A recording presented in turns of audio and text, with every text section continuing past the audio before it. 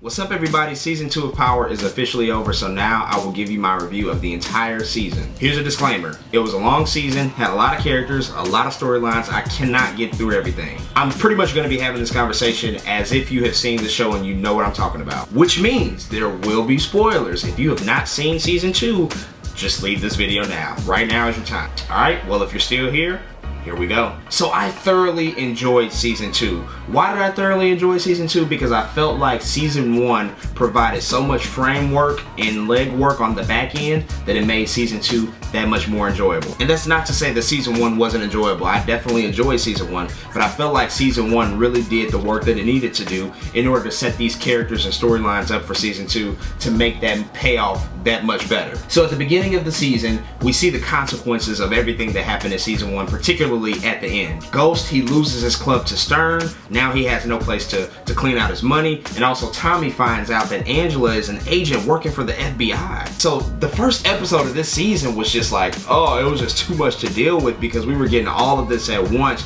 So they started off with a lot of heavy information to begin off this season. And you know, you already have to know that that's just going to set up the tone for what type of season 2 would be. In the fact that these characters and everything that happened from season 1 will certainly carry over. Like everything just doesn't disappear. You have to deal with the repercussions of what occurred. And then Curtis 50 Cent Jackson as Kanan. Oh my goodness.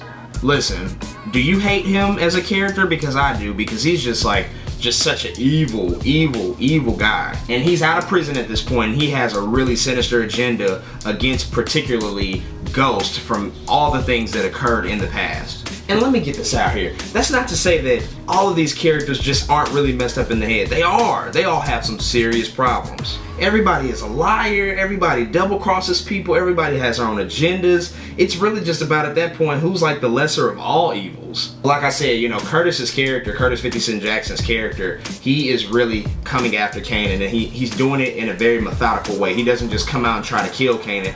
He plans out his come up and his revenge for the entire season, and he tries to achieve this by getting people to flip on Ghost. You know, he tries to just wiggle his way around, get Ghost and Tommy to trust him.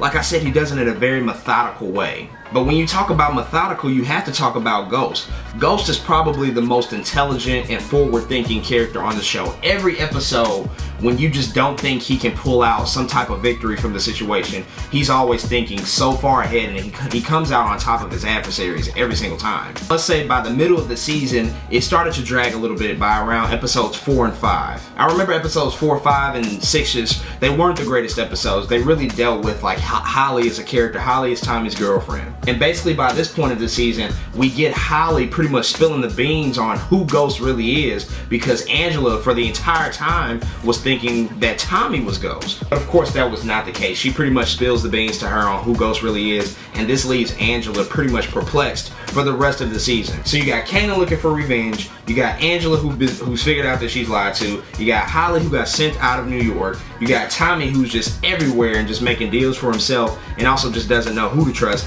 and then you got Ghost dealing with all the magnificent problems that he has on his plate. The fact that at the beginning of the season, Lobos, their boss, you know, Ghost and Tommy's boss, asked them to pick up their distribution for the drugs in New York. So now they have a tremendous amount more of responsibility to take care of. And I haven't even gotten into the side storylines. You know, Tasha, Ghost's wife, you know, dealing with her kids and also dealing with Sean. You know, that whole storyline on the side. It was just so much happening. By the way, I thought the whole side, you know, story between like Sean and Lala's character was just pointless. They could have honestly kept that. I don't think that needed to even be told.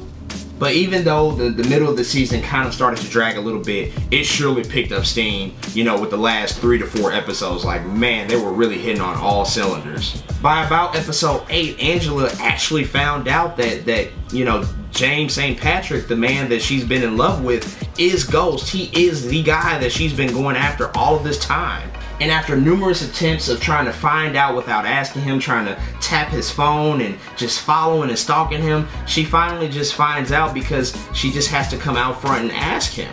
The love story that we have been getting from season 1 all the way into season 2 had pretty much been null and void at that point. I mean, they're still in love with each other, but like their whole relationship was just, it really had a rift put in it at that point.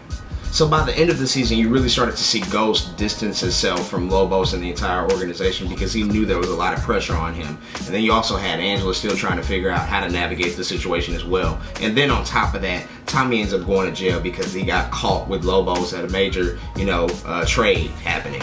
And then, episode 9 of this season was probably my personal favorite. I felt like so many things, happened in this episode. Tommy was being, persuaded to flip on Lobos and the entire organization, but he just would not do it. And then we also see that Ghost actually had a plan for Tommy. He actually had all this laid out. Like I said, he's always forward thinking, so he ends up getting Tommy out of jail and out of prison. And then the dynamic of Sean and Tasha, Sean was really at a point where he was considering killing Ghost, who was his father figure for him for so long because his real dad, Kanan, was away. So then there was this really pivotal scene where you thought Sean was gonna kill Ghost for a second, but Ghost just pretty much lays out the entire truth for him and tells him what the situation really was, and he tells him basically to leave town and get out of the city. And this just leaves Kanan to kill his own son. Kanan found out that Sean did not kill Ghost, so he kills his own son, which was just the most heinous and ridiculous thing that I've seen, like a father killing his own son.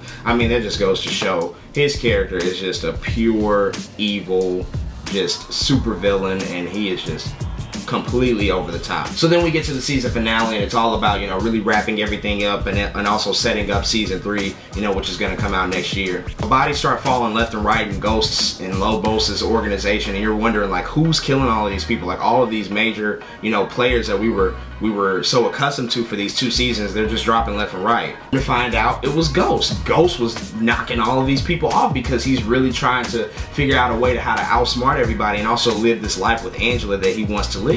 But then, of course, Holly comes back into the season, and she explains to Tommy what was really going on, the fact that Ghost sent her away.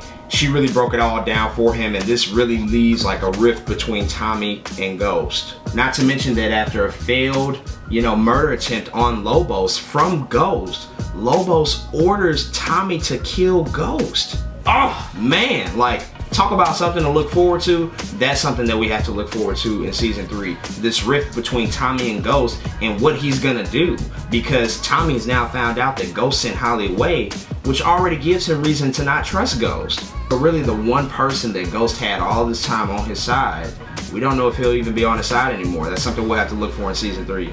But look, man, overall, like I said, I really enjoyed season 2. I felt like season 1 did so much, back work to set up all of these storylines and characters for season 2, and the payoff was, very much at a high rate, if you ask me.